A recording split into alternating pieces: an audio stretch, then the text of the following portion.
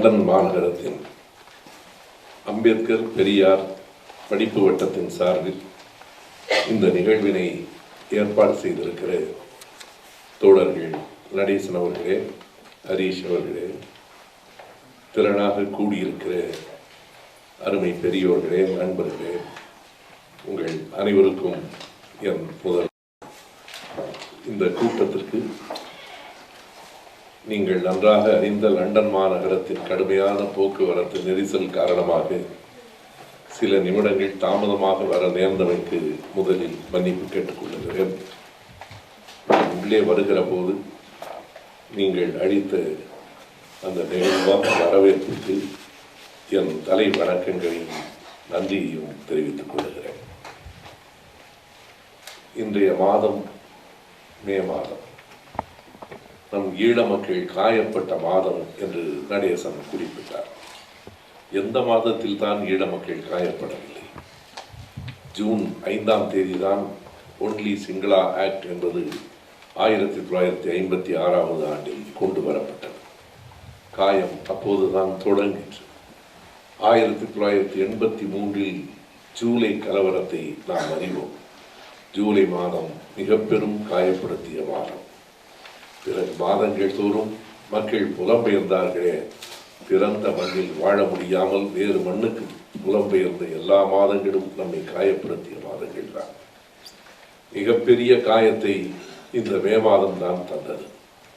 ஈழ மக்களினுடைய 35 ஆண்டு கால போர், ஏறத்தாழ 2 தலைமுறைகளை கடந்து நடந்த போர் ஒரு முடிவுக்கு வந்தது என்று சொல்வதை விட ஒரு பின்னடைவை சந்தித்த காலம்.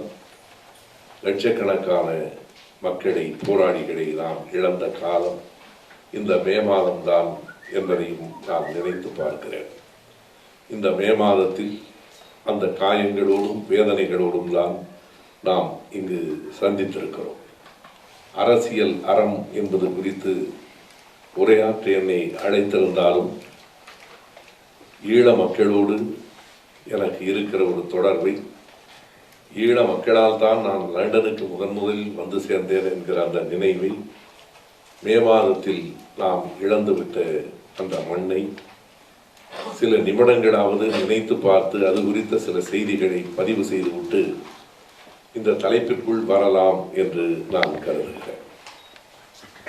மாவீரர் நாளில் உலகத்தின் பல நாடுகளில் கலந்து கொள்ளுகிற ஒரு பெரிய வாய்ப்பினை எனக்கு அந்த போராளிகள் இயக்கம், புலிகள் இயக்கம் தந்திருக்கிறது. அப்படி நான் கலந்து கொள்ளுகிற போது அந்த காட்சியை நேரடியாக பார்த்திருக்கிறேன். இங்கே உங்கள் அனைவர் சார்பாகவும் ஒரு மெழுகுவர்த்தியை ஏற்றி வைக்கிற வாய்ப்பை எனக்கு நண்பர்கள் தந்தார்கள்.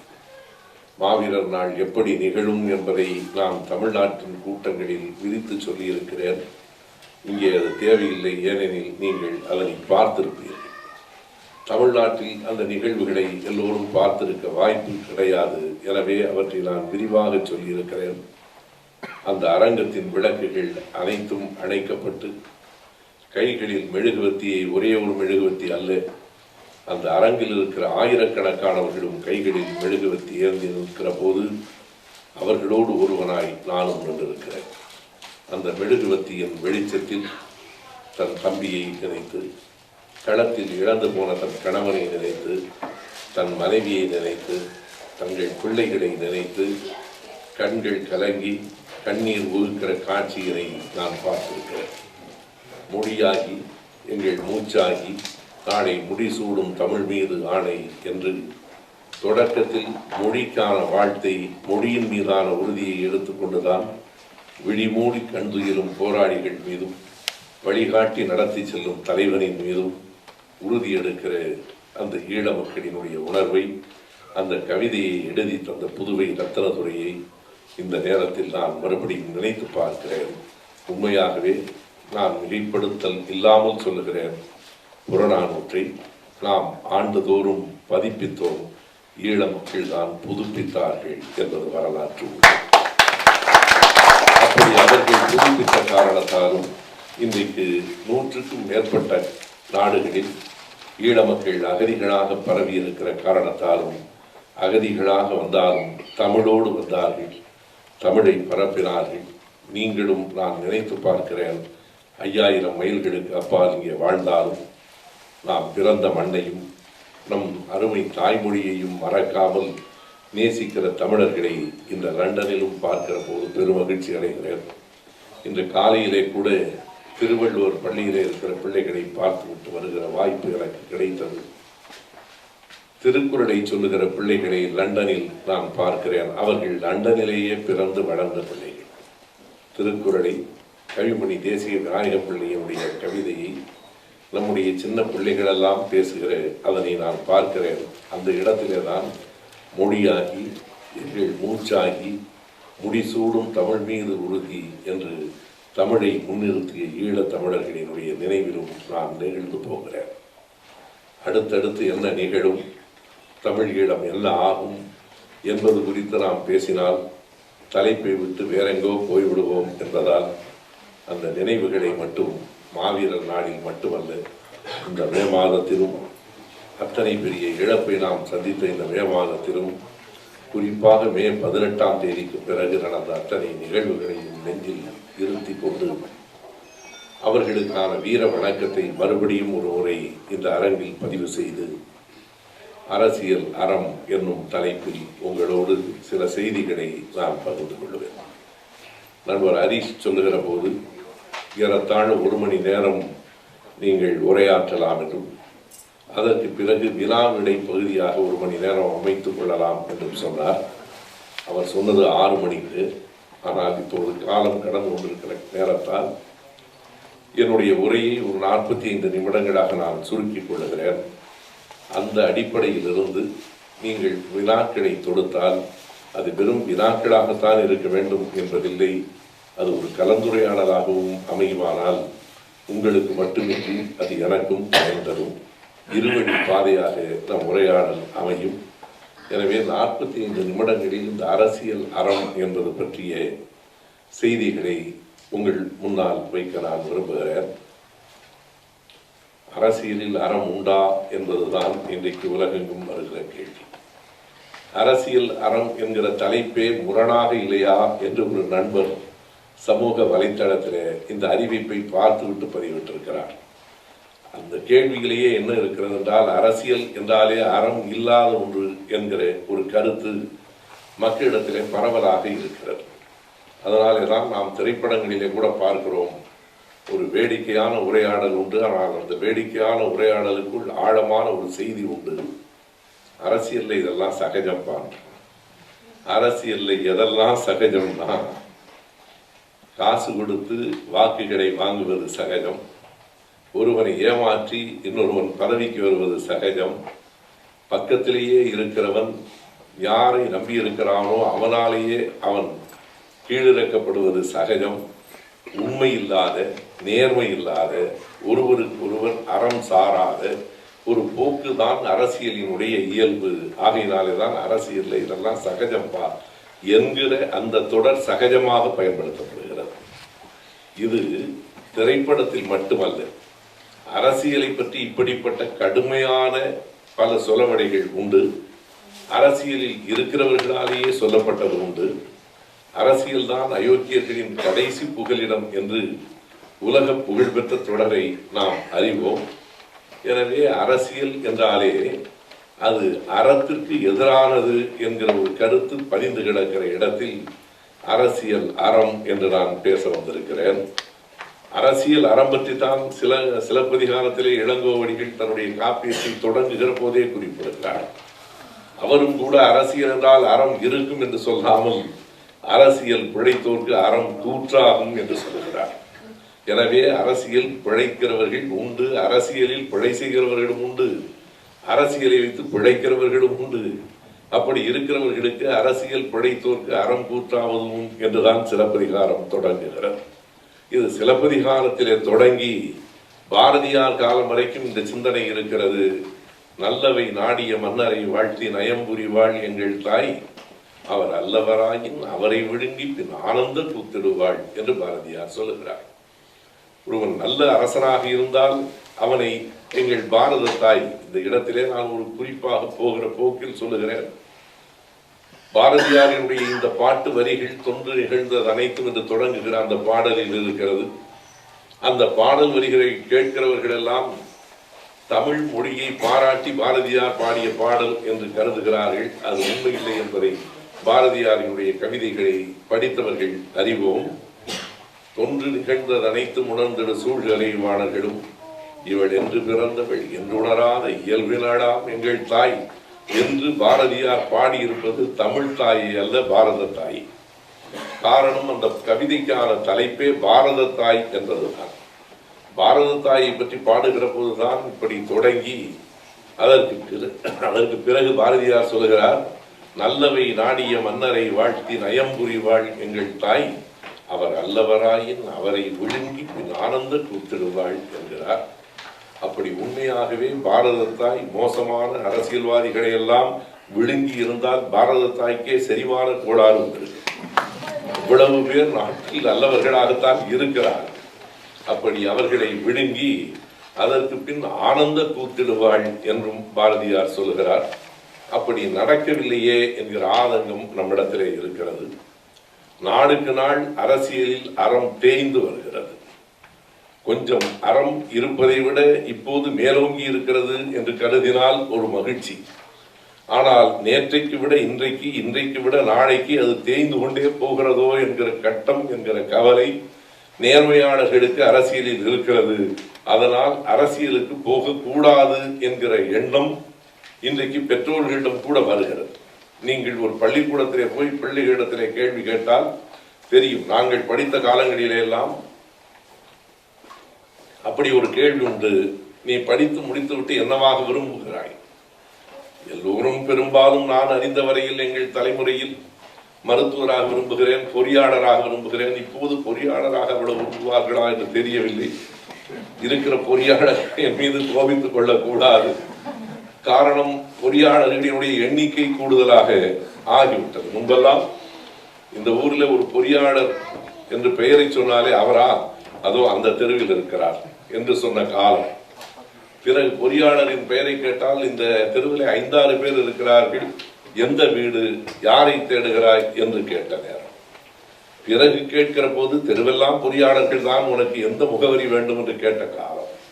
இப்போது இந்த பொறியாளரின் வீடு என்று கேட்டால் பொறியாளருக்கெல்லாம் எங்கப்பா வீடு இருக்கு, நீ யாரை கேட்கிறாய் என்று சொல் என்று கேட்கிற காலம் வரைக்கும் வந்ததற்கு பிறகு பொறியாளராக எல்லோரும் இனியும் தொடர்ந்து விரும்புவார்களா? அதற்கு காரணம் பொறியாளருடைய அந்த பொறியியல் படிப்பினுடைய குறைபாடு இல்லை. உலகத்தில் மிகச்சிறந்த வணிகம் கல்விக்கூடங்களை நடத்துவதுதான் என்று ஆனதற்கு பிறகு, முன்பெல்லாம் திரைப்படங்களில் பணக்காரன் என்றால் அவனை ஒரு ஆலையினுடைய முதலாளி, மில் முதலாளி என்று காட்டுவார். இப்போது மில் முதலாளி சாதாரணமாகத்தான் இருக்கிறார் அல்லது துயரத்தில் இருக்கிறார். நான் அண்மையில ராஜபாளையத்திற்கு போன போது பஞ்சு உற்பத்தி குறைந்து போய் ஆஸ்திரேலியாவில இருந்து பஞ்சை இறக்குமதி செய்கிறார்கள். எனவே ஆலை முதலாளிகள் அல்ல, கல்விக்கூடங்களை நடத்துகிறவர்கள் தான் இன்றைக்கு பெரிய பணக்காரர்களாக காட்டப்படுகிறார்கள். அப்படி பல்வேறு கல்வி நிறுவனங்கள் தொடர்ந்து திறக்கப்பட்ட காரணத்தினாலே இன்றைக்கு என்ன நிலைமை என்றால், பொறியியல் கல்லூரியில இவ்வளவு இடத்தில் இவ்வளவுதான் நிரம்பி இருக்கிறது, இன்னும் இத்தனை இடங்கள் காலியாக இருக்கிறது என்றுதான் ஒவ்வொரு ஆண்டும் செய்திகள் வருகின்றன. ஆனாலும் நான் வேடிக்கையாக சொல்லுகிறேன், என்னவாக ஆக விரும்புகிறாய் என்று கேட்டால், பிள்ளைகள் நான் மருத்துவராக விரும்புகிறேன், பொறியாளராக விரும்புகிறேன், வழக்கறிஞராக விரும்புவார்களா என்று தெரியவில்லை. இப்படித்தான் விடைகள் வருமே தவிர எந்த பிள்ளையாவது நான் அரசியல்வாதியாக விரும்புகிறேன் என்று சொல்ல நீங்கள் யாரும் கேட்டிருக்கிறீர்களா என்று தெரியவில்லை. நான் கேட்டதில்லை. அப்படி தப்பித்தவரை எந்த குழந்தையாவது அரசியல்வாதியாக விரும்புகிறேன் என்று சொன்னால் வீட்டில் இருக்கிறவர்கள் அன்றே கவலையில் மூழ்கி விடுவார்கள். பையன் நல்லா வருமானு நினைச்சோம், கடைசியா இப்படி ஆயிட்டானே என்று கருதுகிற அளவுக்கு அரசியல் என்பது ஒரு நேர்மையற்ற ஒன்றாக கருதப்படுகிறது. அரசியல் ஒரு சாக்கடை என்று சொல்லப்படுகிறது. ஒருவேளை அரசியல் அப்படிப்பட்ட சாக்கடையாகவே இருக்குமானாலும் சாக்கடையை சுத்தம் செய்வதற்கு சாக்கடையில் இறங்கியாக வேண்டும் என்பதுதான் யதார்த்தம். நீங்கள் அந்த சாக்கடையை விலகி நின்று ஒரு நாளும் சுத்தம் செய்ய முடியாது. அப்படி சுத்தம் செய்யப்படாத சாக்கடையால் ஊரில் நாட்டில் நோய்கள் பரவும் என்பது வெளிப்படை. எனவே நாம் அரசியலில் ஆழ்வதற்காகத்தான் இன்றைக்கு எல்லோரும் வர இருக்கிறார்கள். வருகிறவர்கள் யாருமே எதற்காக வருகிறீர்கள் என்றால் போர் வரட்டும் வந்து விடுகிறோம் என்று நான் பொதுவாகத்தான் சொல்லுகிறேன். போர் வருகிற போது வருவது என்றால் போரில் வெற்றி பெற்று நேரடியாக அந்த நாற்காலிக்கு வருவது. ஆட்சிக்கு வந்ததற்கு பிறகு எல்லோருக்கும் என்ன கடமை இருக்கிறது என்றால் அந்த நாற்காலியை பத்திரமாக பார்த்துக் கொள்வது. எனக்கு ஒரு நம்பிக்கை இருக்கிறது, நான் பேசினாலும் ஹரிஷ் ஓடி வந்து உட்கார்ந்து விட மாட்டார். ஆனால் அரசியலில் அப்படி இல்லை. ஒருவன் எழுந்து வந்தால் அவன் திரும்புகிற போது நாற்காலி காலியாக இருக்கும் என்று சொல்ல முடியாது. ஆகையினாலே இப்படிப்பட்ட ஒரு அரசியலிலே தானே நாம் வாழ்கிறோம் என்று கருதினால் ஒன்றை தெளிவாக நாம் முடிவு செய்து கொள்ள வேண்டும். அரசியலை விட்டு நாம் யாரும் விலகி நிற்க முடியாது. நாம் அரசியலை விட்டு விலகி நிற்க விரும்பலாம், ஆனால் நம்மை யாரை விட்டும் அரசியல் விலகி நிற்காது என்பதை புரியும். யாரை விட்டும் அரசியல் விலகி நிற்க முடியாது. இன்று காலையிலே கூட நான் செய்தியை பார்க்கிறேன். எத்தனை பேர் வாக்களித்திருக்கிறார்கள் கர்நாடகத்திலே என்றால் ஏறத்தாழ நான் ஒரு குறிப்பாக சொல்லுகிறேன், இன்னமும் எனக்கு அந்த கணக்கு தெரியவில்லை. ஒரு 60% பேர் 70% பேர் வாக்களித்திருக்கிறார்கள் என்றால் அவர்கள் எல்லோரும் அரசியலில் இருக்கிறார்களா இல்லையா என்று ஒரு கேள்வி இருக்கிறது. பலர் என்ன நினைக்கிறார்கள், ஏதோ தேர்தல் வந்தால் வாக்களிக்கிறோமே தவிர நாங்கள் அரசியலில் இல்லை என்று கருதுகிறார்கள். வாக்களிப்பதே அரசியலில் பங்கெடுப்பதுதான். வாக்களிக்காமல் அரசியல் எப்படி இருக்க முடியும்? அரசியல் இல்லாமல் அரசு எப்படி இருக்க முடியும்? அரசு இல்லாமல் ஒரு சமூகத்தை எப்படி நடத்த முடியும்? ஒரு சமூகம் இல்லாமல் தனி மனிதர்கள் எப்படி வாழ முடியும்? எனவே தனி மனிதனாக நாம் ஒவ்வொருவரும் இருக்கிறோம் என்று கருதினாலும் யார் ஒருவரும் தோற்றத்தில் தனி மனிதனாக இருக்கிறோம் என்று தனி மனிதராக நாம் ஒரு நாளும் வாழ முடியாது. ஒரு குடும்பத்தில், அந்த குடும்பம் ஒரு சமூகத்தில், அந்த சமூகம் ஒரு தேசத்தில், அந்த தேசம் ஒரு அரசின் கீழ், அந்த அரசு அரசியலால் வழி நடத்தப்படுகிற போது அரசியலில் தான் அனைவரும் இருக்கிறோம் என்றால் அந்த அரசியல் அறம் சார்ந்ததாக இருக்க வேண்டாமா, அல்லது அதனை அறம் சார்ந்ததாக மாற்ற வேண்டாம்? இதுதான் நம் முன்னால் இருக்கிற கேள்வி. இந்த அறம் என்பதற்கு என்ன பொருள் என்று கேட்டால் உலகத்திலேயே மிக கடினமான கேள்வி அதுதான் என்று எனக்கு தோன்றுகிறது. எளிதாக வரையறுத்து விட முடியாது. வள்ளுவர் ஒருவர் தான் அதனை மிக கூர்மையாகவும் ஒற்றை வரியிலும் வரையறுத்தார். அந்த அடிப்படையில் வைத்துக் கொண்டு நான் பார்க்கிற போது, நான் இங்கிலாந்து தேசத்திலே நின்று கொண்டு தலைநகரில் பேசுகிறேன் என்கிற காரணத்தால் உங்கள் முன்னாலும் கூட நான் அந்த வினாவை வைக்கிறேன். இந்த என் உரைக்கு பிறகு அந்த கலந்துரையாடலில் உங்களுக்கு தோன்றுகிற செய்தியை நீங்கள் சொல்லலாம். அறம் என்பதை ஆங்கிலத்தில் எப்படி மொழிபெயர்ப்பது என்று எனக்கு இன்னமும் குழப்பம் இருக்கிறது. சுத்தானந்த பாரதியாரை எடுத்து பார்க்கிறேன். அவர் அறத்துப்பாலை வர்ச்சு என்று மொழிபெயர்க்கிறார். சிலர் அதனை எத்திக்ஸ் என்று சொல்லுகிறார்கள், மாரல் என்று குறிப்பிடுகிறார்கள்.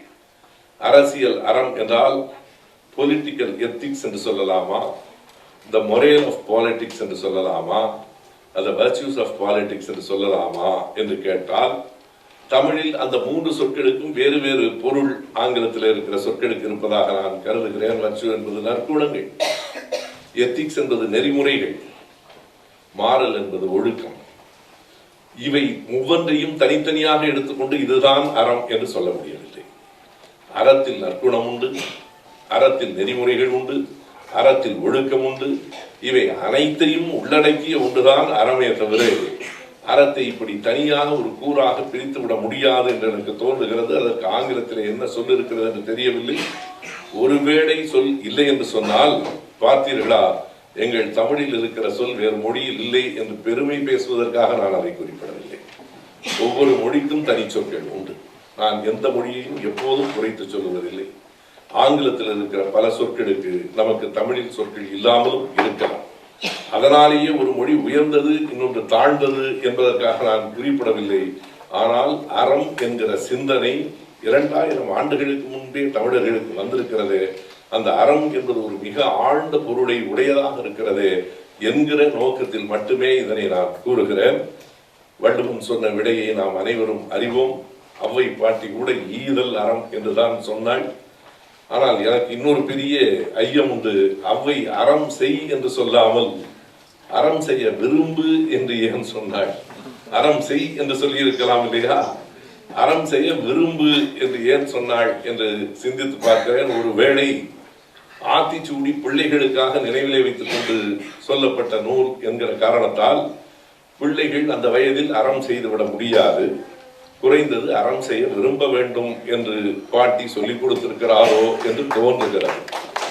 என்னுடைய நோக்கம்தான். ஆனால் குழந்தைகள் அறம் செய்ய முடியாதென்றால் பெரியவர்கள் எல்லாம் அறம் செய்கிறார்கள் என்று அதற்கு பொருள் இல்லை. பெரியவர்கள் அறம் செய்ய வேண்டும், பெரியவர்களானதற்கு பிறகு நீ அறத்தோடு வாழ வேண்டும் என்பதற்காக அறம் செய்ய விரும்பு என்று அவ்வை சொல்லி இருக்கலாம். அவ்வை கூட ஈதல் அறம் என்றுதான் சொன்னாள். அறம் பொருள் இன்பத்திற்கு அவ்வை சொல்லி இருக்கிற விளக்கத்தை போல அவ்வளவு எளிதாக வேறு விளக்கங்கள் நம் பாட்டில் இருக்காது. ஈதல் அறம், தீதின்றி ஈட்டல் பொருள். மிக கவனமாக ஈட்டுவதையெல்லாம் பொருள் என்று அவ்வை சொல்லவில்லை. ஈதல் அறம், தீதின்றி ஈட்டல் பொருள், காதலர் இருவர் கருத்தொருமித்து ஆதரவு பட்டதே இன்பம், பரனை நினைந்து இம்மூன்றையும் விட்டதே பேரின்ப வீடு என்று அம்மை சொல்லுவார். எனக்கு அந்த வீடு தெரியாது. உலகத்தில் பலருக்கு இந்த வீடே இல்லை. ஆகையினால் ஒருவன் சொன்னான், வீட்டுக்கு ஒரு மரம் வளர்க்க வேண்டும் என்கிற போது ஒருவன் கேட்டான், யார் வீட்டில் என்று கேட்டான். இந்தியாவை பொறுத்தளவு அதுதான் யதார்த்தமான நிலை.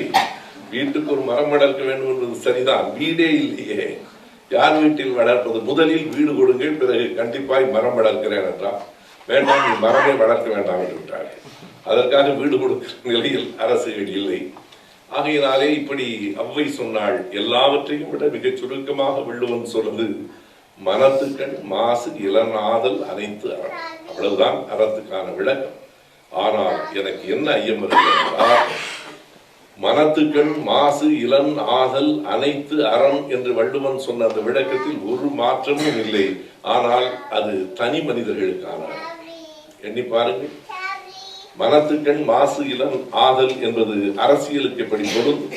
அரசியலில் ஒரு பொது புத்தி உண்டு. பொது மனம் என்று நாம் சொல்லுகிறோம் என்றாலும் அந்த பொது மனமே மாசு இல்லாமல் இருப்பதுதான் அறம் என்று சொல்ல முடியுமா என்றால், அறம் என்பதில் 3 வகைகள் இருக்கின்றன என்று நான் கருதுகிறேன். ஒன்று தனி மனித அறம், இன்னொன்று சமூக அறம், மூன்றாவது இவை இரண்டையும் உள்ளடக்கிய, இரண்டையும் ஆளுகிற அரசியல் அறம்.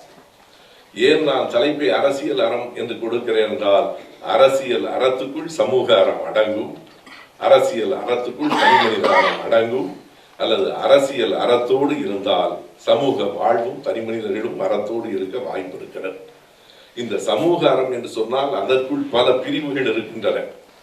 இலக்கிய அறம் என்பது சமூக அறத்தின் ஒரு பகுதி தான். வணிக அறம் என்று ஒன்று இருக்கிறது. மிக தேவைப்படுகிற ஊடக அறம் இருக்கிறது. இன்றைக்கு மிக தேவைப்படுகிற என்று நான் சொல்வதற்கு காரணம், இன்றைக்கு இந்த உலகத்தை ஊடகங்கள் தான் ஆண்டு கொண்டிருக்கின்றன. யார் ஒருவரையும் நினைத்தால் ஊடகம் நாளைக்கு மிகப்பெரிய மனிதராக ஆக்கிவிட முடியும். நினைத்தால் அவனுடைய எல்லா செய்திகளையும் இருட்டடிப்பு செய்துவிடவும் முடியும். எனவே ஊடகத்திற்கு ஒரு அறம் இருக்கிறது, வணிகத்திற்கு ஒரு அறம் இருக்கிறது. பட்டினப்பாலையில் வணிக அறத்தை நம்முடைய முன்னோர்கள் 2000 ஆண்டுகளுக்கு முன்னால் எழுதி வைத்துவிட்டு போயிருக்கிறார்கள். வணிகத்தில் அறம் எப்படி இருக்க வேண்டும் என்றால், கொடுப்பதும் குறை கூடாது, கொள்வதும் மிகை கூடாது. நம்முடைய இலக்கியங்கள் எல்லாம் பெரும் பொழுதுபோக்குக்கு எழுதப்பட்டவை அல்ல. கொடுப்பதும் குறை கூடாது. நீ கொடுக்க வேண்டிய பொருளிலும் குறை இருக்கக்கூடாது, பெற்றுக்கொள்ளுகிற பொருளிலும் மிகை இருக்கக்கூடாது. எவ்வளவு பணம் கொடுத்தாலும் அதற்கு உரிய பொருளை கொடுக்க வேண்டும், குறைத்து கொடுக்க கூடாது. நீ எவ்வளவு பணம் வாங்க வேண்டுமோ அதற்கு மேல் கூடுதலாக பணத்தை வாங்கிக் கொள்ளக்கூடாது. பொருளை பற்றிய அடிப்படையான ஒரு இலக்கணம், பொருள் இல்லாமல் வாழ்க்கை இல்லை. ஆனால் அதே நேரத்தில் பொருள் நாம் மிக கவனமாக இருக்க வேண்டிய ஒன்று இருக்கிறது. நமக்கு புகழ் வேண்டும், பொருள் வேண்டும், இரண்டும் மனிதனை ஊக்குவிக்கும். ஆனால் அதே நேரத்தில் திறமையை மிஞ்சிய புகழும் தேவையை மிஞ்சிய பொருளும் ஒருவனை அடியோடு கெடுத்துவிடும். ஒருவனை கெடுப்பதற்கு இவை 2 போதுமானது. என்னை நீங்கள் பாராட்டலாம், என் திறமையை மிஞ்சி கூடி நின்று 10 பேர் பாராட்டினால் அது ஒன்றே எனக்கு போதுமானது. அதற்கு பிறகு எனக்கு எந்த எதிரியும் தேவையில்லை. சிலர் சொன்னார்கள் இல்லையா, கண்ணு கெட்டிய தூரம் வரையில் எதிரிகளே இல்லை என்று. அவர்களுக்கான எதிரிகள் அருகிலும் பின்புலத்திலும் இருந்திருக்கிறார்கள். ஒருவேளை எதிரிகள் இல்லாமல் இருந்திருக்கலாம். எனவே எப்போதும் எதிரிகள் என்பவர்கள் பாராட்டுகிறவர்களே கூட எதிரிகளாக இருக்கிறார். அளவுக்கு மீறி நம்மை பாராட்டுகிறவன் நம்முடைய எதிரியாக இருக்கக்கூடுமோ என்கிற ஐயம் நமக்கு இருந்தாக வேண்டும். ஆகையினாலே இந்த பொருளையும் இந்த புகழையும் தேடுவதற்கு முன்பு எப்படி அந்த பொருளை தேடுவது, அதுதான் வணிக அறம். அந்த அறத்தையும் நம்முடைய இலக்கியங்கள் சொல்லி இருக்கின்றன. இலக்கிய அறம், வணிக அறம் என்று எல்லாவற்றையும் உள்ளடக்கிய சமூக அறம், தனிமனித அறம், அரசியல் அறம் என்று 3 அறங்கள் இருக்கின்றன என்று நாம் கருதினால் அரசியல் அறம் சரியாக இருந்தால் மற்றவைகளை சரி செய்ய முடியும். அரசியல் அறத்தோடு இல்லாத தேசத்தில் மற்றவைகள் சீரழியும் என்பதை யாரும் தடுக்க முடியாது. நீங்கள் மேலே இருந்துதான் எல்லாம் கீழே வந்து சேருகிறது. உள்ளம் திருந்தினால் உலகம் திருந்தும் என்பது திருந்த வேண்டும் என்கிற விருப்பமே தவிர அது இயற்கை அல்ல. ஒவ்வொரு மனிதனாய் திருந்தி, ஒவ்வொரு ஊராய் திருந்தி ஒரு நாளும் நாடு திருந்த போவதில்லை என்று பொருள். நீங்கள் இந்த ஊர் முழுவதையும் திருத்துவதற்குள் அடுத்த ஊர் கெட்டு போய்விடும். எனவே ஒவ்வொரு ஊராகவெல்லாம் திருத்தி கொண்டிருக்க முடியாது.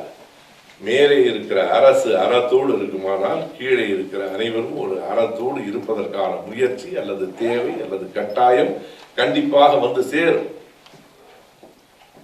எல்லாவற்றையும் மக்களே உணர்ந்து தாங்களே திருந்தி விடுவார்கள் என்று கருதுவதற்கு இல்லை. சில வேளைகளில் சட்டங்கள் தேவைப்படுகின்றன. இந்த சட்டம் பற்றி சொல்லுகிற போது ஒன்றை நான் நினைவுபடுத்த விரும்புகிறேன். பல பேர் சட்டத்தை அறம் என்று கருதி கொண்டிருக்கிறார்கள். சட்டம் வேறு, அறம் வேறு. சட்டம் காலந்தோறும் மாறும். சட்டம் நாடுதோறும் மாறும். சட்டம் மனிதர்கள் தோறும் மாறும். அறம் ஒரு நாளும் மாறாது. எல்லா நாடுகளுக்கும், எல்லா காலத்திற்கும், எல்லா மனிதர்களுக்கும் எது பொதுவானதாக இருக்க முடியுமோ, எது நலம் தருவதாக இருக்க முடியுமோ அதுவே அறம். குறிப்பாக சொல்ல வேண்டுமானால் இப்படி நாம் சரிபார்த்துக் கொள்ளலாம். எந்த ஒன்று எல்லா நாடுகளுக்கும் எல்லா காலத்திற்கும் பொருந்துவதாக இருக்கக்கூடுமோ, எந்த ஒன்று எல்லா காலத்திற்கும் எல்லா நாடுகளுக்கும் எல்லா மக்களுக்கும் நலம் தருவதாக இருக்கக்கூடுமோ அதுவே அறம் என்று நாம் வரையறுக்கலாம். அப்படிப்பட்ட அறத்தில் 2 வகை உண்டு. ஒன்று இந்த ethics of process of ethics என்று சொல்லுவார். இன்னொன்று பாலிசி ஆஃப் எத்திக்ஸ் என்று சொல்லுவார். அந்த அறம் சார்ந்து ஆங்கிலத்தில் எத்திக்ஸ் என்கிற சொல் தான் பயன்படுத்தப்படுகிறது. அதனால் நான் குறிப்பிடுகிறேன். அறத்தின் வழி, அறத்தின் கோட்பாடு, அறம் என்பதை எப்படி அடையலாம் என்பதிலும் அந்த ப்ராசஸ் என்று சொல்லுகிறோமே அதிலும் பல செய்திகள் இருக்கின்றன. எது அறம் என்பதிலும் பல செய்திகள் இருக்கின்றன. இவை இரண்டையும் உள்வாங்கிக் கொள்ளுகிற பொழுதுதான் இந்த அரசியல் அறம் என்பது என்னவாக இருக்க வேண்டும் என்கிற கேள்வி வருகிறது. இந்த அரசியல் அறம் பற்றிய விவாதத்தை யார் தொடக்கி வைத்தார்கள் என்று நீங்கள் அரசியல் அறிவியல், பொலிட்டிக்கல் சயின்ஸ் பாடங்களிலே தேடினால் அந்த பாட புத்தகங்கள் என்று சொல்லும் Machiavelli is the founding father of political ethics என்று சொல்லும். நீங்கள் அந்த அறிவியல் படிக்கிற, அந்த அரசியல் படிக்கிற மாணவர்களினுடைய, நான் முதுகலை படிக்கிற மாணவர்களிடையே சொல்லுகிறேன், நீங்கள் தேடி பார்த்தால் இந்த அரசியல் அறம் பற்றிய செய்திகளை தொடக்கி வைத்த அல்லது விவாதத்தை தொடக்கி வைத்த அதனுடைய தந்தை மாக்கியவல்லி தான் என்று சொல்லும். மாக்கியவல்லி இத்தாலியிலே வாழ்ந்தவன். 15ஆம் நூற்றாண்டினுடைய மத்தியிலே பிறந்து 16ஆம் நூற்றாண்டினுடைய தொடக்கத்திலே இறந்து போனவன். மாக்கியவல்லியை ஏன் குறிப்பிடுகிறார்கள் என்றால், நீங்கள் அறிந்திருக்க கூடும், த பிரின்ஸ் என்று ஒரு புத்தகம் மாக்கியவல்லி எழுதிய புத்தகம். மாக்கியவல்லியினுடைய இத்தாலி நாட்டை சார்ந்த ஒரு தத்துவாசிரியர். அவனுடைய கருத்துகளும் போக்குகளும் பல்வேறு விவாதங்களுக்கு வழிவிட்டன. 1513 த பிரின்ஸ் என்று ஒரு புத்தகத்தை மாக்கியவல்லி எழுதினார். அந்த புத்தகத்தை வெளியிடுவதற்கே யாரும் முன்வரவில்லை. காரணம், அதனுடைய உள்ளடக்கம் அத்தனை பேரையும் அச்சுறுத்தியது. இப்படி ஒரு புத்தகத்தை அச்சிட்டு வெளியிட்டால் நீ தப்பித்துக் கொண்டாலும் நாங்கள் சிக்கிக் கொள்வோம் என்று பதிப்பாளர்கள் கருதினார்கள். ஆனால் அந்த புத்தகத்தை அவன் அடிக்காமல் வைத்திருந்தான். 1527 மாக்கியவல்லி இறந்து போனான். அவன் இறந்து போய் 5 ஆண்டுகளுக்கு பிறகு அந்த புத்தகம் வெளிவந்தது. எனவே எழுதப்பட்டது 13, அந்த புத்தகம் வெளிவந்தது 1532. 1532 வெளிவந்த அந்த பிரின்ஸ் என்கிற அந்த புத்தகம் இந்த அரசியல் நெறிமுறைகளை பற்றி ஒரு கருத்தை சொன்னது உங்களில் பலர் கண்டிப்பாக இந்த வரியை அறிந்திருப்பீர்கள். ஆனாலும் அதனை சொன்னது யார் என்பதிலே பல பெயர்களை சொல்லிக் கொண்டிருக்கிறார்கள். அது மாக்கியவெல்லி சொன்ன தொடர்தான், the end justifies means. அவ்வளவுதான். இதுதான் இந்த அரசியல் அறத்தினுடைய விவாதங்களை நவீன காலத்தில் தொடக்கி வைத்தது. the end justifies means. முடிவு வழிமுறையை நியாயப்படுத்தும். நீ எந்த வழியில் போகிறாய் என்பது முக்கியம் இல்லை, யாரை அடித்து துவைக்கிறாய் என்பது முக்கியம் இல்லை, எவனை நீ நம்பிக்கை துரோகம் எவனுக்கு செய்கிறாய் என்பது முக்கியம் இல்லை. நீ இறுதி முடிவு சரியானதாக இருக்குமானால் வழிமுறையை பற்றி கவலைப்பட வேண்டியதில்லை. இதுதான் the end justifies means என்கிற மாக்கியவெல்லியினுடைய அழுத்தமான தொடர். இதனை கடுமையாக மறுத்தவர் காந்தியார் தான், அது உங்களுக்கு தெரியும். அவரை பொறுத்தளவு முடிவு நமக்கு நாம் விரும்பியவாறு இல்லை என்றால் கூட குற்றமில்லை, ஒரு நாளும் வழிமுறை தவறிவிடக்கூடாது. காந்தியார் மிக கடுமையாக வழிமுறைகளில் கவனம் செலுத்தியவர். அதனாலே தான் நான் நினைவுபடுத்த விரும்புகிறேன், இந்திய விடுதலை போராட்டத்தில் 1922 சௌரி சௌராவிலே நடந்த அந்த நிகழ்ச்சி நம்ம அத்தனை பேருக்கும் தெரியும். சௌரி சௌராவிலே ஒரு கலவரம் ஏற்பட்டது. காவலர்கள் மக்களை தேவையில்லாமல் தாக்கினார்கள், துப்பாக்கி எடுத்து வானத்திலே சுட்டார்கள். கோபம் கொண்ட மக்கள் என்ன செய்தார்கள் என்றால், ஏறத்தாழ 11 காவலர்களை காவல் நிலையத்திலேயே பூட்டி வைத்து கொளுத்தி விட்டார்கள். இந்த செய்தி நாடெங்கும் பரவியது. காந்தியார் தன்னுடைய போராட்டத்தை நிறுத்திவிட்டார். அந்த போராட்டத்தை உடனடியாக நான் நிறுத்திக் கொள்ளுகிறேன், இப்படி ஒரு வன்முறை வருமானால், இப்படி வன்முறை கொண்ட ஒரு போராட்டத்தை நான் நடத்த விரும்பவில்லை, அகிம்சை தான் என்னுடைய வழி, அகிம்சை தான் என்னுடைய நோக்கம், அகிம்சையாக மட்டும்தான் நான் நடத்துவேன் என்று நிறுத்தினார். இதனை யாரெல்லாம் ஏற்றுக்கொள்ளவில்லை என்றால், காந்தியார் என்ன சொன்னாலும் ஏற்றுக்கொள்ளுகிற நேருவே ஏற்றுக்கொள்ளவில்லை. நேரு தன்னுடைய ஆட்டோபயோகிராபியிலே அதனை எழுதியிருக்கிறார். இதனை என்னால் ஏற்க முடியவில்லை பாபுஜி, இப்படி ஒரு சிறு நிகழ்வு எங்கோ ஒரு மூலையில் நடந்துவிட்டது என்பதற்காக நீங்கள் ஒரு போராட்டத்தை நிறுத்தி விடுவீர்கள் என்று சொன்னால், உங்களினுடைய அகிம்சை கோட்பாட்டில் எங்கோ ஒரு குறை இருக்கிறது, இதை ஏற்க முடியாது என்று நேரு சொன்னார். அதாவது இப்படிப்பட்ட பல விவாதங்கள் நடந்திருக்கின்றன. அந்த வழிமுறை தவறானது என்று அவர் கருதிய காரணத்தால் அதற்கு மேல் போராட்டம் கிடையாது என்று சொன்னார். ஆனால் என்ன நடந்ததென்றால் முரண் நாம் அறிவோம். 1921 31 காந்தியார் தொடங்கிய போராட்டம் அகிம்சையாகத்தான் நடந்தது. ஆனால் 42 வெள்ளையனே வெளியேறு என்று ஆகஸ்ட் போராட்டம், குயிட் இந்தியா மூவ்மெண்ட் என்று சொல்லுவார்களே, 42 ஆகஸ்டில் நடைபெற்ற போராட்டம் அகிம்சையாக நடைபெறவில்லை. பல தந்தி கம்பங்கள் அறுக்கப்பட்டன, தண்டவாளங்கள் பெயர்க்கப்பட்டன, அஞ்சலகங்கள் கொளுத்தப்பட்டன. அகிம்சை கைவிட்டு போய்விட்டது. எல்லாவற்றையும் தாண்டி ஒரு பொறுமையை கடந்து நாட்டில் கலவரம் சூழ்ந்துதான் இந்தியாவினுடைய விடுதலை போராட்டத்தினுடைய இறுதி பகுதி நடந்தது, நாம் மறுக்க முடியாது. ஆனால் காந்தியார் தொடங்கி வைத்த இந்த வழிமுறை சார்ந்த அறம் இருக்கிறதே, இது உலக அளவிலே பின்பற்றப்பட்டது. நேற்றைக்கு நாங்கள் லண்டனுக்கு போயிருந்த போது அங்கே மேடம் டுவாட்சனுடைய அந்த மெழுகு பொம்மைகளினுடைய கண்காட்சியகத்தில் நான் 2 பொம்மைகளுக்கு பக்கத்தில் நின்று மகிழ்ச்சியோடு படம் எடுத்துக் கொள்ள விரும்பினேன். மோடியினுடைய உருவச்சிலை இருந்தது, அது இல்லை.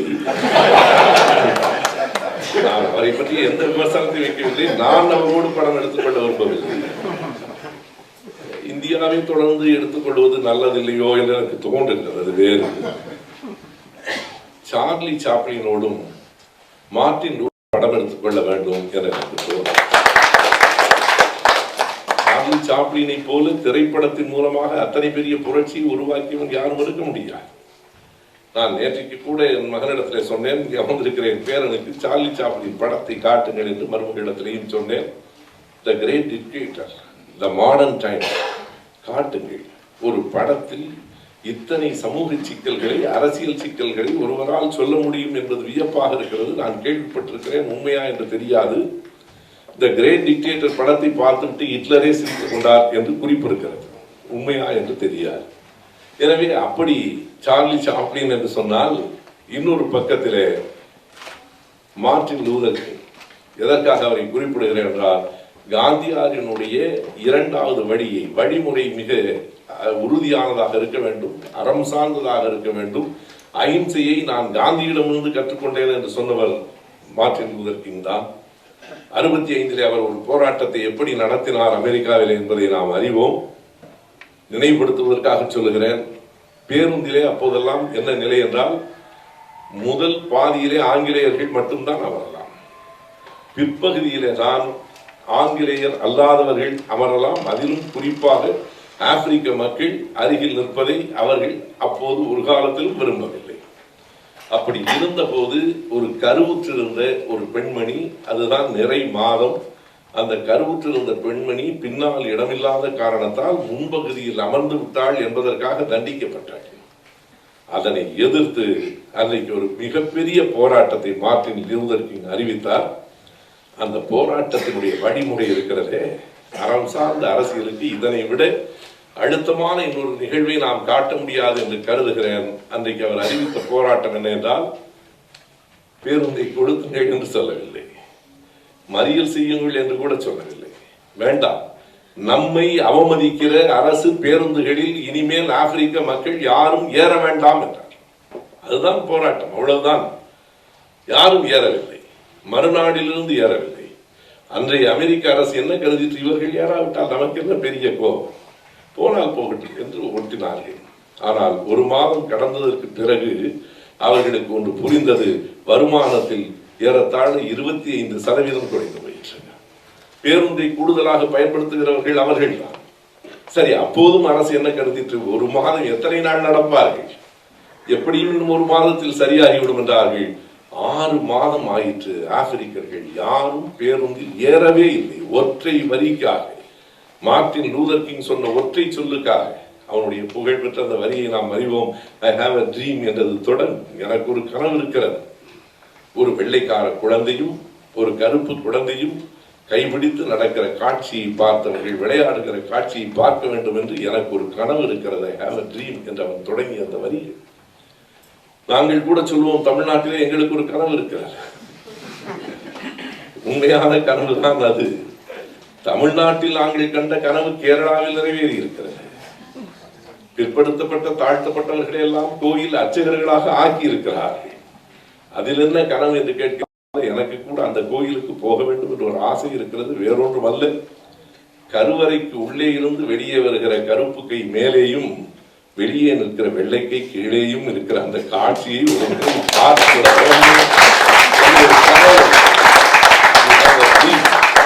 காலகாலத்திற்கும் ஒரு கைதான் மேலே இருக்க வேண்டும் என்பதல்ல, சமத்துவம் என்பது மாறி மாறி வரும் என்பதற்காக ஹேவ் a dream என்று சொன்ன மார்ட்டின் லூதர் கிங் போல, மார்ட்டின் லூதர் கிங்கினுடைய ஒரு அறிக்கை, ஒரு வேண்டுகோளுக்காக அந்த மக்கள் 6 மாதங்களாக நடந்தே போனார்கள். பல மைல் தூரம் நடந்தார்கள். ஒரு நிகழ்ச்சி நடந்தது. அந்த போராட்டம் வெற்றி பெற்று விட்டது. அது வேறொன்றும் இல்லை.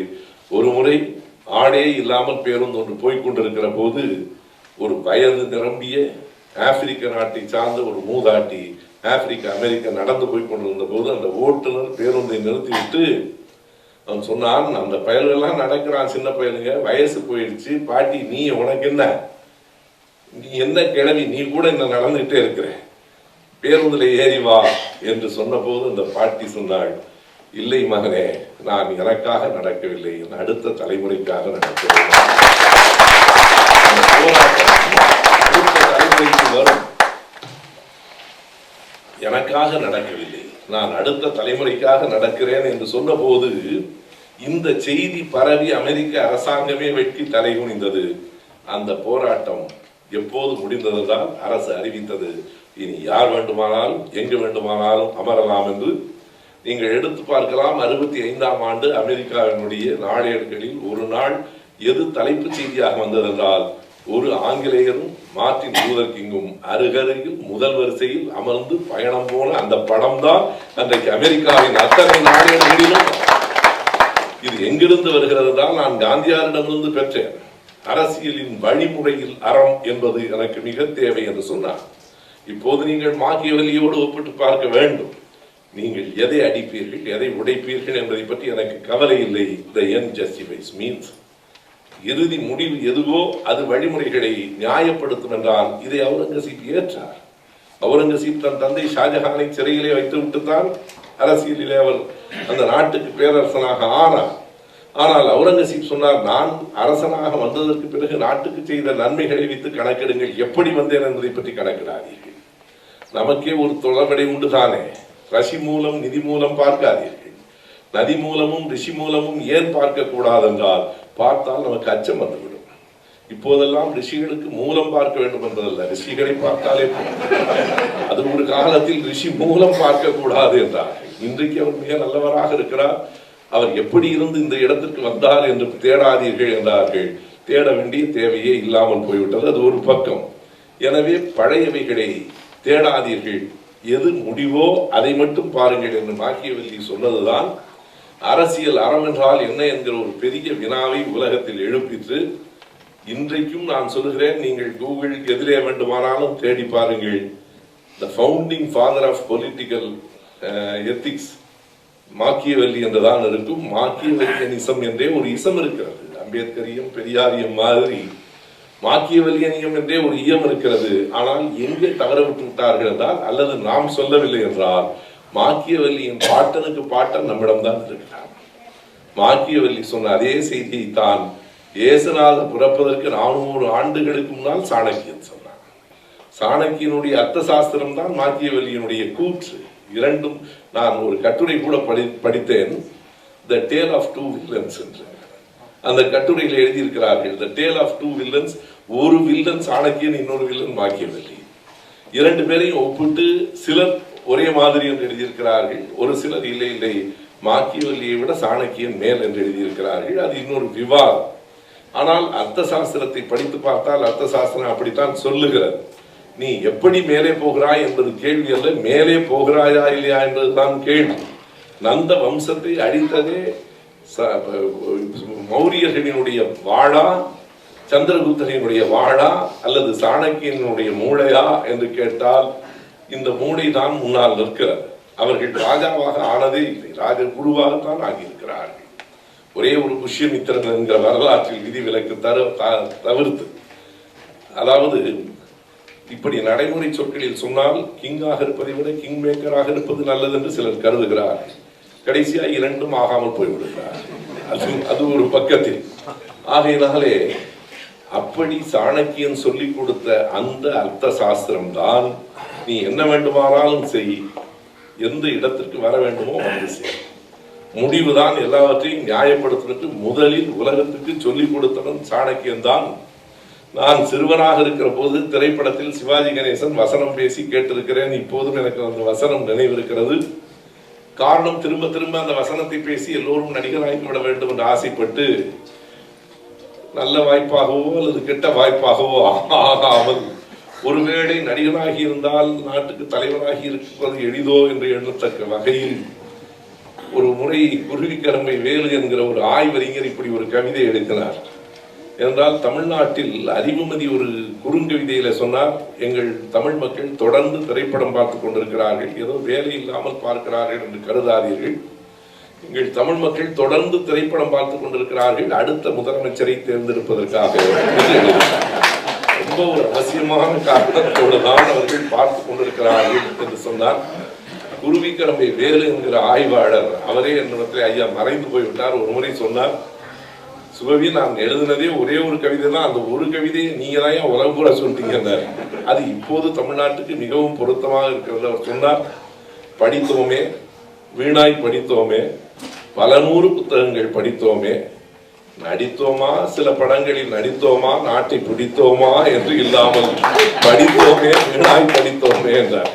அப்படி ஒரு கட்டம் வந்து சேருகிற போது இதில் எங்கே இருக்கிறது என்று கேட்டால், எப்படி நீங்கள் வந்து சேருகிறீர்கள் அந்த இடத்துக்கு என்பதற்கு மிகப்பெரிய முக்கியத்துவத்தை சாணக்கியன் கொடுத்தான். அதைத்தான் அந்த திரைப்படத்தின் வசனம் சொல்லும். சிவாஜி கணேசன் பேசுவார், சாம்ராட் அசோகன் என்று ஒரு படத்துக்குள்ளே வருகிற வசனம். இங்க இருக்கிற பெரியவர்கள் கேட்டிருப்பார்கள், என்ன சொன்னான் அந்த கலிங்கர் ஆட்டான் என்று தொடங்கும். என்ன சொன்னார் அந்த கலிங்க நாட்டான், நந்த வம்சத்தை பூண்டோடு துவம்சம் செய்த அந்தனகுல சிரேஷ்டராம், அவனி எங்கும் தேடி அலைந்தாலும் கிடைக்காத அரும்பெரும் பண்டிதராம், அந்த சாணக்கியனின் ராஜதந்திர மூடையிலே ஊறி வளர்ந்த இந்த அசோகனுக்கு அடிமணிய மறுத்தான். பேதமை அணிவகுத்து நிற்கட்டும் நஜகத துரக பதாதிகள். அப்ப இதை சொல்லுவதே ரொம்ப கடினம். ரஜகத துரக பதாதிகள் ஒரு பையன் சரியா சொல்றான்னா ஓரளவுக்கு அவனுக்கு சொற்கள் தடுமாறாம வருதுன்னு அர்த்தம். எனவே நந்த வம்சத்தை பூண்டோடு துவம்சம் செய்த அந்தனர் தான் சாணக்கியர். அது எப்படி என்றால், நீ எந்த வழிமுறையை வேண்டுமானாலும் பின்பற்றி எதிரியை அழித்துவிட்டது. எதிரியை அழிக்கப்பட வேண்டியவன் என்று சொன்னால் அவன் அழிக்கப்படுகிறான் என்பதுதான் முதன்மையானதே தவிர எந்த வழியில் அழிக்கப்படுகிறான் என்பது முதன்மையானதில்லை என்று சொன்னார். இந்த இடத்தில் தான் இந்த அரசியல் அறம் என்பது எங்கே இருக்கிறது என்கிற விவாதத்தில் நான் இப்படி ஒரு இடத்திற்கு வந்து சேருகிறேன். முடிவு முதன்மையானதா, வழி முதன்மையானதா? அரசியல் என்பதில் அறம் எங்கே தீர்மானிக்கப்பட வேண்டும் என்று கேட்டால், நம்மை பொறுத்தளவு இரண்டும் தேவையானது. முடிவும் சரியாக இருக்க வேண்டும், வழியும் சரியாக இருக்க வேண்டும். எங்கேனும் ஒரு இடத்தில் மிக தேவையான முடிவுக்காக வழியில் சமரசம் செய்து கொள்வதில் பிழை இல்லை. இதை நான் சொல்லவில்லை, சொன்னால் சட்டைக்கு வந்து விடுவார்கள். வள்ளுவர் சொல்லியிருக்கிறார், பொய்மையும் வாய்மை இடத்த எப்போது என்று நிபந்தனையோடு சொல்லியிருக்கிறார். பொய்யும் கூட சில இடங்களில் வாய்மையாக கருதப்படும். புரை தீர்ந்த நன்மை பயன், புரை தீர்ந்த குற்றமே இல்லாத ஒரு நன்மையை அது கொண்டு வந்து சேர்க்குமானால் பொய் கூட சொல்லலாம். உலகத்திலேயே எந்த நீதி நூலும் பொய் சொல்லலாம் என்று சொன்னார்கள். பொய்யும் சொல்லலாம். ஏனென்றால் வாய்மை என்பது என்றால் என்ன என்பதை பலர் தவறாக புரிந்து கொண்டிருக்கிறார்கள். நடந்ததை நடந்தபடியே சொல்வதுதான் வாய்மை என்பதல்ல. யார் ஒருவருக்கும் தீமை இல்லாத ஒன்றுதான் வாய்மை. நீ சொல்லுகிற போது தீமை ஏற்படாமல், இதற்கு ஒரு எடுத்துக்காட்டை மிக எளிமையாக நாம் சொல்லிவிடலாம். ஒரு அப்பாவி ஓடி வருகிறான், ரவுடிகள் துரத்தி கொண்டு வருகிறார்கள். அவன் இங்கே ஒளிந்திருக்கிறான். வருகிற ரவுடிகள் அவன் எங்கே என்று கேட்கிறார்கள். அவன் அந்த பக்கமா ஓடிட்டான்னு பொய் சொன்னா தப்பு இல்லை. நான் உண்மைதான் பேசுவேன்தோ ஒளிந்திருக்கிறேன் என்று சொன்னால் அது உண்மையை காப்பாற்றலாம், உண்மையானவர்களை காப்பாற்ற முடியாது. இரண்டுக்கும் இருக்கிற வேறுபாடு. நாம் உண்மையை காப்பாற்ற வேண்டும், அதை விட உண்மையானவர்களை காப்பாற்ற வேண்டும். அந்த இடத்தில் எல்லாம் சொன்னான், புரை தீர்த்த நன்மை பயக்கும் எனில் அவனுடைய உயிரை காப்பாற்ற முடியும், ஒரு நல்லவனை காப்பாற்ற முடியும் என்றால் பொய்மையும் வாய்மை இடத்த என்று வள்ளுவன் சொல்லிக் கொடுத்ததுதான் எல்லா இடங்களுக்கும் பொருத்தி பார்த்து எந்த வழியை வேண்டுமானால் பின்பற்றலாம், முடிவுதான் முக்கியம் என்று மாக்கியவெல்லி சொல்லுகிற போது வேறுபடுகிறது. அப்படியானால் நாம் அரசியல் அறத்தை எங்கே தேடுவது? எனக்கு தெரிந்து வள்ளுவனை காட்டிலும் தேடுவதற்கு வேறு ஒரு இடம் இல்லை. வள்ளுவனை நாம் தெளிவாக படித்தால் வாழும் கலை என்ன என்பதை கற்பதற்கு சாமியார்களிடம் நாம் போக வேண்டியதில்லை.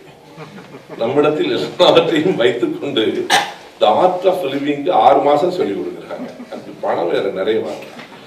ஒன்றும் இல்லாமல் வள்ளுவர் நமக்கு சொல்லிக் கொடுக்கிறார். ஒரு 10 உடைமைகளை நீங்கள் வைத்துக் கொள்ளுங்கள் என்கிறார். உடைமை என்றால் சொத்து. 10 உடைமைகளை வைத்துக் கொள்ளுங்கள் என்கிறார். நீங்கள் குறளில் தேடி பாருங்கள், 10 உடைமைகள் இருக்கின்றன. அன்புடைமையில் தொடங்குகிறார். அன்புடைமை, அடக்கமுடைமை, ஒழுக்கமுடைமை, பொறை உடைமை, அருள் உடைமை.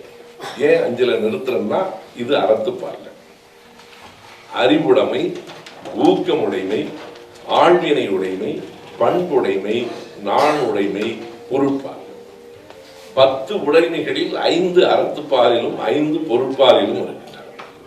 இந்த 10 உடைமைகள் வேறு எந்த உடைமை என்று சொல்லுவதே அதுதான் உனக்கானது. இதை நீ கை கொண்டால் உன்னால் வாழ முடியும். 133 அதிகாரத்தில் உடைமை என்று முடிகிற அதிகாரங்கள் இந்த 10 தான். நீங்கள் இன்னொன்று எண்ணி பார்த்தால் 133 அதிகாரங்களில் வள்ளுவர் எதையும் வலியுறுத்தியதே. கற்க என்று சொல்லுவார், படிக்க நேரம் இல்லைன்னா கற்றிலனாயினும் கேட்கன்னு சொல்லுவார். அடுத்ததே கற்க, கற்றிலனாயினும் கேட்க. அதற்கு பிறகு வள்ளுவருக்கே பயம் வந்து இவன் எதையாவது படிச்சுட்டு உன்னாலதான் யான்னு சொல்லிட போறான்ட்டு எனைத்தானும் நல்லவை கேட்க. நீ கேட்பது நல்லது, நல்லதா கேளு. எதையாவது கேட்டுட்டு நீங்க தானே கேட்க சொன்னீங்கன்னு என்ன சொல்லிடாதீங்க. வள்ளுவருக்கே அவ்வளவு பயம் இருக்கு நம்மளை பார்த்து. எனவே அவர் பல நிலை அறம் சொன்னார். எதையும் வலியுறுத்தாதவர், எதையும் குறிப்பிட்டு சொல்லாதவர். நீங்கள் எண்ணி பாருங்கள், கற்க என்று வள்ளுவர் சொன்னார். எதனை என்று சொன்னாரா? எப்போதாவது பிசிக்ஸ் படின்னு சொன்னாரா? கணிப்பொறி படின்னு சொன்னாரா? கற்க, கற்பவை கற்க. எதை படிக்க வேண்டுமோ அதை படி. ஏன் அப்படி சொன்னார் என்றால், படிக்க வேண்டிய பாடங்கள் கூட காலந்தோறும் மாறும் இல்லையா, நாடுகள் தோறும் மாறும் இல்லையா. போர்க்கால கலை என்பது அன்றைக்கு வேறு இன்றைக்கு வேறு இல்லையா. அன்றைக்கு வாழும் வேலும் வைத்திருக்கிறவன் தானே வீரன். இன்றைக்கு வாழும் வேலும் வைத்துக் கொண்டு எவன் போருக்கு போவது? போருக்கு போனால் எவன் திரும்பி வருவான்? வெறும் துப்பாக்கி முனையில் நின்ற காலம் தாண்டி இன்றைக்கு யாரும் போர்க்களத்துக்கே போவதில்லை. ஆனால் போர் நடக்கிறது. எப்படி மாறி போயிருக்கிறது என்றால், களமே இல்லை, போர் இருந்து கொண்டே இருக்கிறது. நீங்கள் முன்பு போல காலனி நாடுகளாக எந்த நாட்டையும் வைத்துக் கொள்ள வேண்டியதில்லை. அது மேற்கொண்டு தொல்லை. இருந்த இடத்தில் இருந்து கொண்டே அவனை ஆளலாம். இன்று காலையிலே ஒரு நண்பர் கேட்டார், ஏன் பிரிட்டனை நீங்கள் சொல்லுகிற போது பிரித்தானிய பேரரசு என்கிறீர்கள், அமெரிக்காவையும் சோவியத்தையும் வல்லரசு என்கிறீர்கள்? சட்டென்று கேட்ட கேள்வி. தப்பா சொல்லிட்டோமோன்னு எனக்கு தோணுச்சு.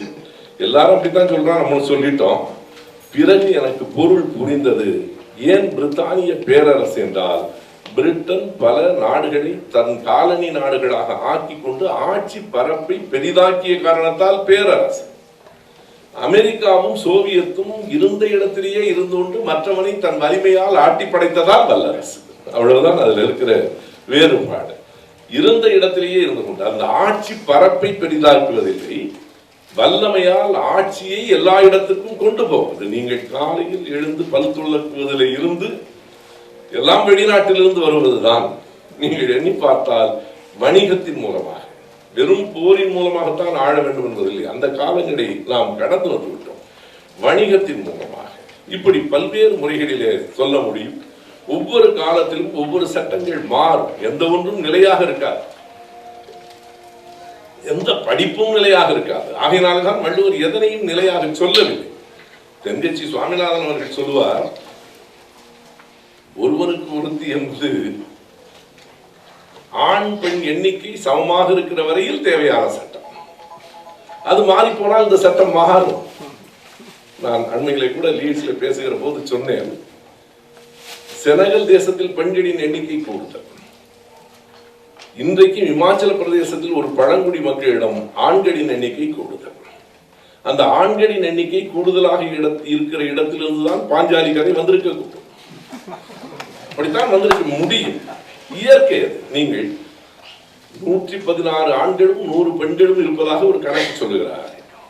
இந்த ஆண்கள் கூடுதலாக இருப்பதற்கு ஒரு 16 பேரை இயற்கை கூடுதலாக ஒரு சமநிலை இல்லாமல் வைத்திருப்பதற்கு காரணம், இந்த பயல்கள் சீக்கிரம் செத்து போய் அடிக்கடிப்பட்டு என்று நினைச்சிருக்கலாம். ஒரு போர்க்கால சமூகத்தில் ஆண்கள் இறந்து போகிற எண்ணிக்கை கூடுதல். சமமாக இருக்கிற வரையில் ஒருவன் ஒருத்தி என்பது சரி. 100 ஆண்களும் 50 பெண்களும் அல்லது 100 பெண்களும் 50 ஆண்களும் இருந்தால் ஒருவருக்கு 20 என்பதுதான் விதி. அதுதான் நியாயம். இல்லைன்னா மீது 50 பேர் கடல்லையே போய் விடுமா? அதுதான் நீதி. அந்த எண்ணிக்கையை பொறுத்தது. இதை வைத்துக் கொண்டு தென்கட்சி வேடிக்கையாக சொல்லுவார், ஒரு பேருந்தில பயணம் செய்து கொண்டிருக்கிற போது 2 பெண்கள் பக்கத்துல உட்கார்ந்து இருந்தாங்க, முன்னும் பின்னுமா. ஒரு அம்மா அந்த நடத்துனரை கூப்பிட்டு, இந்த ஜன்னலை சாத்து, காத்தடிச்சா நான் செத்து போயிடுவேன். சாத்திட்டார். பின்னாடி இந்த அம்மா கூப்பிட்டு, அந்த ஜன்னலை திற, காத்து வரலைன்னா நான் செத்து போயிடுவேன். இவனுக்கு என்ன பண்றதுன்னு புரியல. சமாதானம் பண்ணி பார்த்தா கேட்கல. பின்னாடி ஒரு ஆள் அப்படி சட்டையெல்லாம் கழட்டி போட்டு பனியனோட பீடி குடிச்சிட்டு உட்கார்ந்து அவன் நடக்கும், இங்க வாயான்னு கூப்பிட்டான். நீ எதுக்கே கூப்பிடுற? அங்க என்ன பிரச்சனை? ஒண்ணு இல்ல, அந்த அம்மா ஜன்னல் கதவை திறந்தா செத்து போவேங்குது, இது மூடுனா செத்து போவேங்குது. ஒண்ணு இல்ல, சாதாரணமா தீர்த்தரலாம். முதல்ல ஒரு 1/2 மணி நேரம் மூடி வை, இந்த பொம்பளை செத்துரும். அப்புறம் திறந்து வை, அந்த பொம்பளையும் செத்து போயிடும். நம்ம நிம்மதியா போலாம் எல்லாரும். நீ பாட்டுக்கு சொல்லிடுவ. அந்த 2 பேரோட வீட்டுக்காரர் வந்து எனக்கு சண்டை போட்டா நான் என்ன யாரும் வந்து சண்டை போட மாட்டேன்.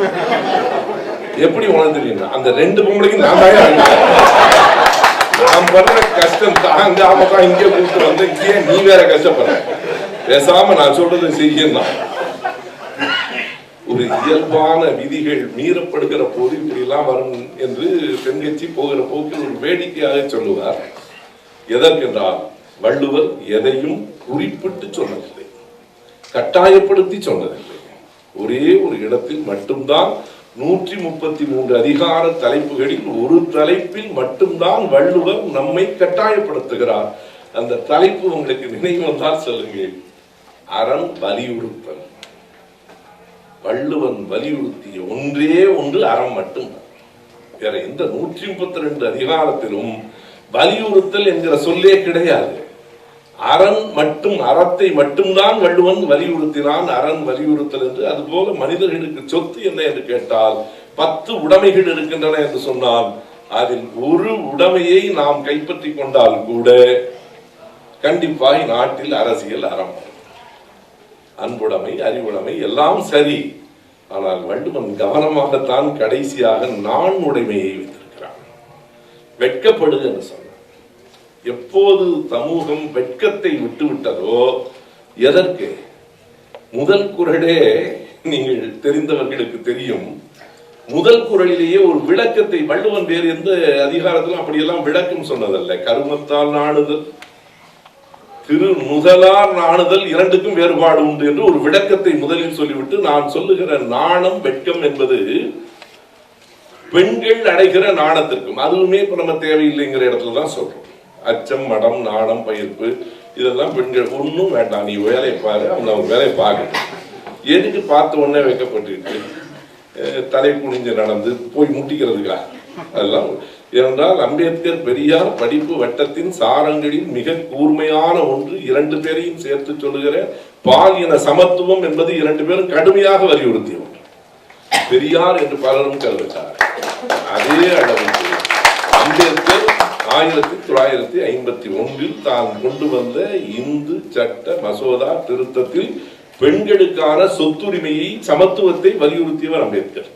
அப்போ யாரும் ஒத்துக்கல, முடியாதுன்றாங்க. 53 அவர் பதவியை விட்டு நாம் அனைவரும் கருத்தில் கொள்ள வேண்டும். 3 காரணங்களை குறிப்பிட்டவர் பதவியை விட்டு விலகினார். 4 காரணங்கள். அதில் முதல் காரணம், நான் கொண்டு வந்த இந்த சட்ட திருத்தத்தை நாடாளுமன்றம் ஏற்கவில்லை. இது இல்லையானால் இந்த நாட்டில் சமத்துவம் வராது, எனவே வெளியேறுகிறேன் என்றால் அந்த சமத்துவத்தில் முக்கியமானது பாலின சமத்துவம். பெண்களுக்கான சொத்துரிமை என்பது இந்தியாவில் ஒரு வரலாறு கொண்டது.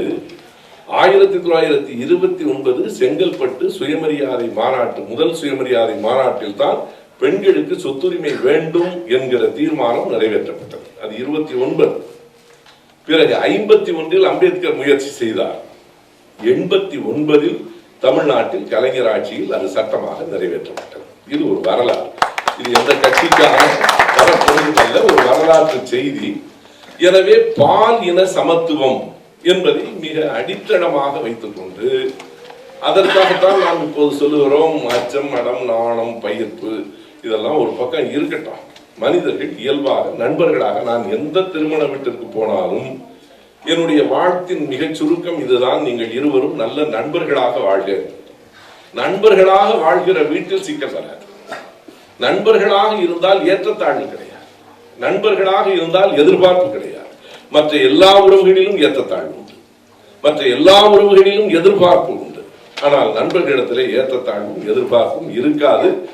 ஒருவருக்கொருவர் உதவுவதில் யார் முந்திக் கொள்வது என்பதுதான் நட்பின் அடிப்படை. நான் உண்மையாகவே சொல்லுகிறேன், உலகத்தில் நட்பை காட்டிலும் சிறந்த உறவு உலகத்தில் கிடையாது. அதுதான் முதல் சிறந்த உறவு. அந்த உறவு யார் யாரிடத்துல எல்லாம் இருக்கிறதோ அவர்களினுடைய வாழ்வு இனிமையானது. அது அப்பா பிள்ளையா கூட இருக்கலாம், அண்ணன் தம்பியா இருக்கலாம், கணவன் மனைவியா இருக்கலாம். எனவே அந்த பாலின சமத்துவம் என்பதை இன்றைக்கு நாம் சொல்லுகிறோம். அது ஒரு கட்டம். வள்ளுவன் காலத்திலே நாணம் என்பது பெண்களுக்கு மிகவும் நளினம் தருகிற சிறந்த குணமாக கருதப்பட்டது. அது ஒரு பக்கம். அது அல்ல என்று ஒரு விளக்கத்தை வள்ளுவர் சொல்லிவிட்டு அந்த நாணுடைமையை தொடங்குகிறார். 102வது அதிகாரம். அந்த 102வது அதிகாரத்தை நான் அப்படி அழுத்தமாக சொல்லுவதற்கு காரணம், 100வது அதிகாரம் பண்புடைமை, 102 நாணுடைமை, இரண்டுக்கும் இடையில் 101 குற்றம் கடிதல்.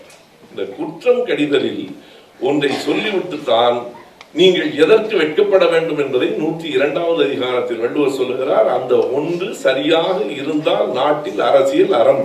அதுதான் என் பேச்சின் சாரம். காலம் என்பதனாலே நான் முடிவுரையை நோக்கி வருகிறேன். பண்புடைமை என்பதை அவர் தனி மனிதனுக்கான அறமாக வைக்கவில்லை. நான் சொன்ன மொத்த 10 உடைமைகளில் நாம் இப்படி பிரித்து பார்க்கலாம். அன்புடைமை, அடக்கமுடைமை, ஒழுக்கமுடைமை, பொறுமை உடைமை 4ஐயும் தனி மனிதர்களுக்கான அறமாக சொன்னார். அருள் உடைமை என்பதை சமூகத்திற்கான அறமாக சொன்னார். மற்றவைகளைத்தான் அரசியலுக்கு நான் அறமாக சொன்னார். இந்த போரைக்குடைமை என்பது கூட பொறுமை என்பது சகித்துக் கொள்ள வேண்டும் என்று பலரும் சொல்லிக் கொடுக்கிறார்கள். அது பிழையானது என்று நான் கருதுகிறேன். சகிப்பில் இருந்து வருகிற பொறுமை நல்லதல்ல. அடக்கி வைக்கிற எதுவும் ஒரு நாள் வெடிக்கும். அன்பின் அடிப்படையில் பொறுமையாக இருக்க வேண்டுமே தவிர சகிப்புத்தன்மையின் அடிப்படையில் அல்ல. இவை எல்லாவற்றையும் அறத்துப்பாலில் சொன்ன வள்ளுவர் பிறகு கடைசியாக நானுடைமையை சொல்லுவதற்கு முன்னால் ஒரு நன்றியில் செல்வம் என்று ஒன்றை சொன்னார். அதில் ஒரு குறள் இருக்கிறது. இன்றைக்கு அரசியலில் வருகிறவர்கள் எல்லோரும், நான் நேரடியாக நீங்கள் அரசியலை பார்த்து கொண்டிருக்கிறீர்கள், அரசியலில் நீங்களும் உங்களை அறிந்தோ அறியாமலோ பங்களிக்கிறீர்கள். நான் அரசியலுக்குள்ளேயே இருக்கிறேன், ஆகையினால் நேரடியாக பலவற்றை பார்க்கிறேன். இளைஞர்கள் புதிதாக கட்சிக்குள் சேர வருகிற போதே இப்போதெல்லாம் ஒரு கேள்வி கேட்கிறார்கள். முன்பு ஒரு கேள்வி கேட்டார்கள், இந்த கட்சிக்கு என்ன கொள்கை இல்லை. இப்போ ஒரு கேள்வி கேட்கிறாங்க, எனக்கு என்ன பொறுப்பு கிடைக்கும். வருகிற போதே நான் ஒன்றும் மிகைப்படுத்தவில்லை, என்ன பொறுப்பு கிடைக்கும். கட்சிகள் வருகிற எல்லோருக்கும் பொறுப்பு கொடுக்கின்றன. அதுவும் வியப்பாக இருக்கிறது. எல்லாருக்கும் ஏதாவது ஒரு பொறுப்பு. நான் ஒரு முறை கேட்டேன், கொடுப்பதற்கு பொறுப்பே இல்லை என்றால் எங்கே போடுவீங்கன்னு கேட்டேன். பொறுப்பு குழுவில் போட்டுருவோம். பொறுப்பை பிரித்து கொடுக்கிற குழு, அதுல ஒரு துணை தலைவரா போற்ற வேண்டியதாக என்ன. எதிர்பார்த்து வருகிற இந்த அரசியலில் எதை ஈட்டலாம் என்கிற எண்ணம் வருகிறது. நான் அவர்களையும் குறை சொல்ல முடியாது. ஒன்றை நாம் நினைவில் வைத்துக் கொள்ள வேண்டும். நீங்க இந்த விழாவுக்கு ஒரு சட்டமன்ற உறுப்பினரை அழைத்தால் அவர் வரக்கூடும், வந்து போகக்கூடும். வந்து போவதில் அவருக்கு செலவு இருக்குமா என்று எனக்கு தெரியாது. ஆனால் நம் ஊரில் ஒரு சட்டமன்ற உறுப்பினர் ஒரு விழாவில் கலந்து கொள்ள ஒப்புக்கொண்டால் அவருக்கு செலவு உண்டு. ஒரு கோயில் விழாவை தொடங்கி வைங்க, ஒரு விளையாட்டு போட்டியை தொடங்கி வைங்க, எதுவாக இருந்தாலும் எதுக்கு தொடங்கி வைக்க சொல்லு அழைக்கிறார்கள் என்றால் முதல்ல ஒரு 10,000 ரூபாய் கொடுத்துட்டு வந்து தொடங்கி வைங்க. அந்த பகுதியில் எந்த ஊரில் எந்த வீட்டில் திருமணம் நடந்தாலும் அவர் போகணும். திருமணத்துக்கு போயிட்டு வாழ்த்து சொல்லிட்டு வந்தா அவன் மகிழ்ச்சி அடைய மாட்டான். பணம் கொடுத்துட்டு வரணுங்கிற ஒரு மரபு இருக்கு. இவ்வளவு பணம் அவருக்கு தேவைப்பட்டால் அந்த பணத்தை எங்க இருந்தாலும் எடுக்கணும் இல்ல. முதல்ல தேர்தலுக்கு அவர் செலவு பண்ணிடுறாருல்ல, அந்த செலவு பண்ண பணத்தை எப்படி எடுக்கிறது? இதை ஆங்கிலத்தில் ஒரு விஷய சர்க்கிள் என்று சொல்ல வேண்டும். ஒன்றோடு ஒன்று சுழன்று கொண்டே இருக்கிறது. ஆனால் இப்படி நீங்கள் சேர்க்கிற பணம் என்ன ஆகும் என்று 101வது அதிகாரம் நன்றியில் செல்வம் என்கிற அதிகாரத்தில் வள்ளுவர் சொன்னார். அன்பு ஒரி தற்சற்று அரண் நாடாது ஈட்டிய ஒன்பொருள், இவ்வளவு சொல்லி கடைசி 2 சொற்கள் ஒரு விஷயத்தை சொன்னாரு. இரக்கம் இல்லாமல், அறம் பற்றிய எண்ணம் இல்லாமல், தானும் அனுபவிக்காமல் சேர்த்து வைக்கிற பெரிய சொத்து இருக்கிறதே, அது என்ன ஆகும் என்று கேட்டால் கடைசியாய் வள்ளுவர் சொன்னார், கொள்வார் பிறர். எதையும் நீ அனுபவிக்க முடியாது, கொள்வார் பிறர். அது தோட்டமா இருக்கலாம், வீடா இருக்கலாம், தெரியல. கொள்வார் பிறர் 2000 வருடத்துக்கு முன்னால் வள்ளுவருக்கு தெரிந்திருக்கிறது. அன்பு ஒரி தற்சற்று அறம் நாடாது ஈட்டிய ஒன்பொருள் கொள்வார் பிறர் என்று சொன்னதற்கு பிறகு நான் உடைமையிலே சொன்னார், சமூகம் தன்னை பார்த்து பழிக்குமே என்கிற வெட்க உணர்வு அரசியல்வாதிக்கு இருந்தால் அறம் பிழைக்கும். அவ்வளவுதான் அந்த செய்தி. அவ்வளவுதான் ஒட்டுமொத்தமான அரசியல்வாதிக்கு மட்டுமல்ல, பல்கலைக்கழக துணைவேந்தர்கள் வரைக்கும் தேவைப்படும். இது அதுக்கு ஒரு குறளை வள்ளுவர் சொன்னார், ஊன் உடை எச்சம் எல்லாம் உயிர்க்கலாம் வேறல்ல. உணவோ இறையோ உறக்கமோ இருப்பதற்கான ஒரு கூடோ மனிதர்களுக்கு மட்டுமல்ல, உலகத்தில் இருக்கிற எல்லா உயிர்களுக்கும் பொதுவான. நான் உடைமை மாந்தர் சிறப்பு. இந்த குறளை மட்டும் நினைவு வைத்துக் கொள்ளுங்கள். மற்றவை எல்லாம் எல்லா உயிருக்கும் தேவை. எல்லாத்துக்கும் பசி இருக்கு. பசி, உறக்கம், காமம், இவை 3ம் இயற்கையின் விதிகள். இவை 3ம் இயற்கையின் தேவை. இவை 3ம் அனைத்து உயிர்களுக்கும் பொதுவானது.